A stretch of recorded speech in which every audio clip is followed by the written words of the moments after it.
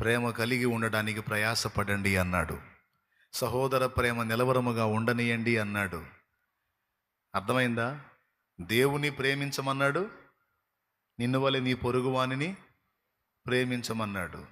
దేవుడు చెప్పిన ఆజ్ఞలన్నిటిలోనికి ప్రధానమైన ఆజ్ఞలు ఈ రెండే.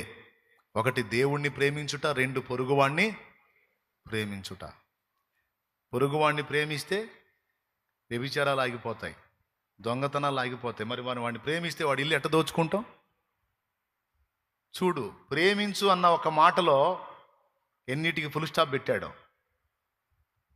సింపుల్. ఆయన నా ఆజ్ఞలు పెద్ద ఎక్కువ ఆజ్ఞలు ఏం కాదు, రెండు ఆజ్ఞలు. ఒకటి దేవుణ్ణి ప్రేమించు, రెండు పక్కోడిని ప్రేమించు, పొరుగువాడిని ప్రేమించు. ఈ రెండే, ఇంకేం లేవు. ఈ రెండు పాటించాలంటే అన్నీ కంట్రోల్ చేసుకోవాలి. భలే